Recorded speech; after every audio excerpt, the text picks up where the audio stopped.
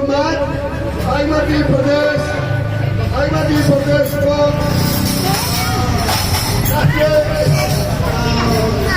दुर्गा भजन संगठन नेपालका बागमती प्रदेशका अध्यक्ष श्री गोविन्द प्रसाद नेपाल हाम्रो समक्ष आज आइपुग्नुभयो र उहाँलाई मैले आज उहाँले यतै अनिति भनेर भन्नुभएको थियो र मैले उहाँकै हातबाट हाम्रो सम्पूर्ण जनमानसको अगाडि हामीले हिजो हेटौडामा हुन गइरहेको लोक भजन प्रतियोगिताबाट चौथो स्थान हासिल गरेर आएको एउटा प्रमाणपत्र र केही पुरस्कार सहित उहाँले आफैले पुर्याउन आउनुभएको त्यो त्यसरी मैले चाहिँ सबै साथीहरूको रोगमा भनेर मैले उहाँलाई कुरो राखेको थिएँ अनि उहाँ अहिले आइपुग्नुभयो अनि उहाँले नै यो कारणबाट यो भयो भजन भनेको यो हो यो भजन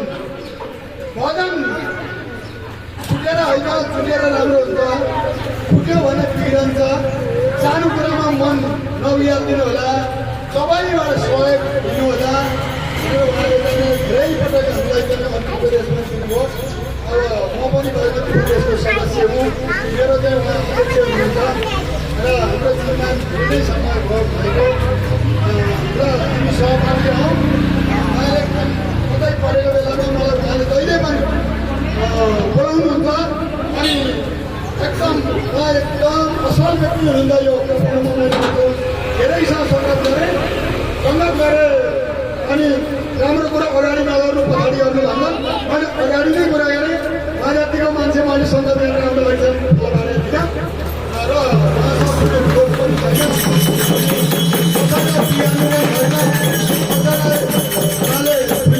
मेरो भजन चाहिँ बनाउँछु तपाईँको चाहिँ बिहान भन्ने पनि गर्नुहुन्छ कतिपय साथीहरू एउटा गुरुले भन्यो भने अर्को गुरु फरक जान्छ सुन्न पनि मान्दैन तर के भने सुन्नु राम्रो कुरा हो मेरो मात्रै राम्रो हुँदैन अर्को पनि राम्रो हुन्छ